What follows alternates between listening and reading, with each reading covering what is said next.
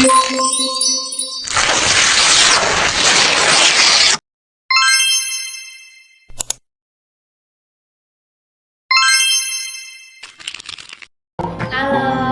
Assalamualaikum warahmatullahi wabarakatuh. Perkenalkan kami dari kelompok 2.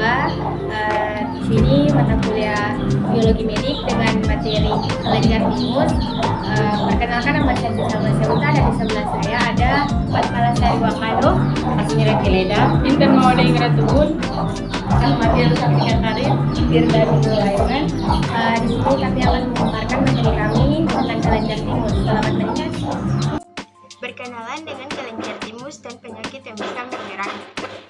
Salah satu bagian dari anatomi tubuh yang mungkin jarang Anda dengar adalah kelenjar timus. Padahal ini adalah kelenjar yang juga berperan penting karena menjadi bagian dari sistem kekebalan tubuh. Ketahui lebih jauh tentang fungsi, cara kerja, hingga gangguan pada kelenjar timus. Apa itu kelenjar timus? Kelenjar timus adalah organ kecil di belakang tulang dada yang berperan ganda untuk sistem limfatik dan sistem endokrin. Letaknya berada di belakang tulang dada dan di depan jantung di antara paru-paru. Namun pada kasus tertentu, kelenjar ini juga bisa muncul di area lain seperti leher, kelenjar tiroid, atau permukaan paru-paru.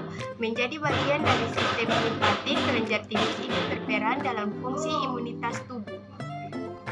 Sementara itu, sebagai bagian dari sistem endokrin, kelenjar timus turut menghasilkan hormon yang turut digunakan untuk menopang sistem imun. Kutip dari Medical News Today, ukuran kelenjar timus relatif besar pada bayi dan anak-anak. Namun setelah pubertas, ukurannya mulai mengecil hingga menjadi lebih kecil pada orang dewasa dan juga orang tua. Saat seseorang menginjak usia 75 tahun, sebagian besar kelenjar akan berubah menjadi jaringan lemak. Namun, untungnya, fungsi kelenjar timus untuk tubuh bisa dirasakan seumur hidup. Nah, sekarang adalah struktur kelenjar timus.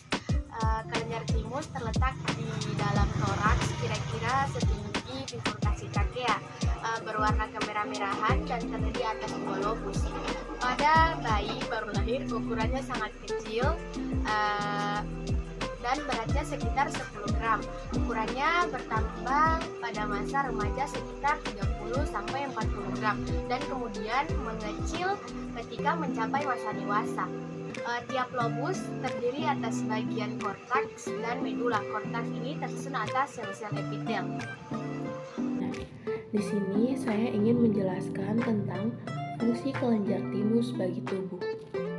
Seperti penjelasan sebelumnya yang dijelaskan oleh Fatmala Sari Wakano, fungsi utama kelenjar timus adalah menjadi bagian penting dalam sistem kekebalan tubuh agar dapat bekerja dengan baik.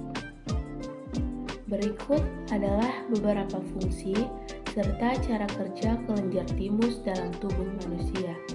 Seperti yang pertama, menghasilkan antibodi. Kelenjar timus menghasilkan sel T dalam sistem limfosit. Ini berfungsi untuk membantu melawan bakteri, virus, dan juga racun dalam tubuh. Lalu sel T diklaim dapat mengidentifikasi dan menyerang sel kanker.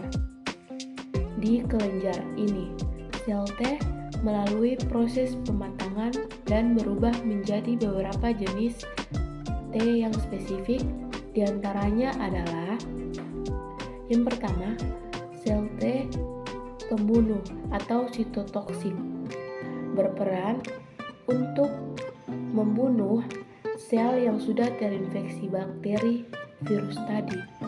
Yang kedua, sel T pembantu, merangsang produksi antibodi yang dihasilkan sel B dan menyerang patogen penyebab penyakit.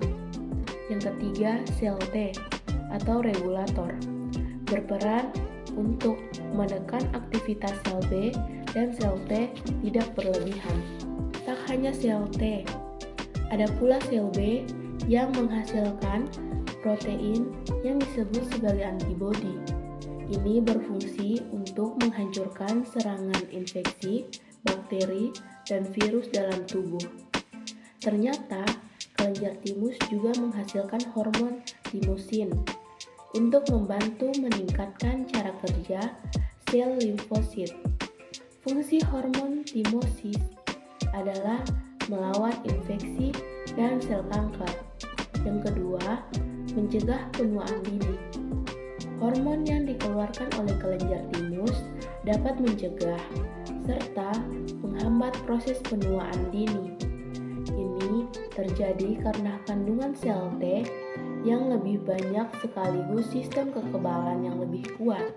Sebaliknya, penyusutan kadar kelenjar timus mungkin memicu proses penuaan dini. Mungkin itu saja dari saya, akan dilanjutkan oleh pemateri selanjutnya. 3. Menghasilkan hormon.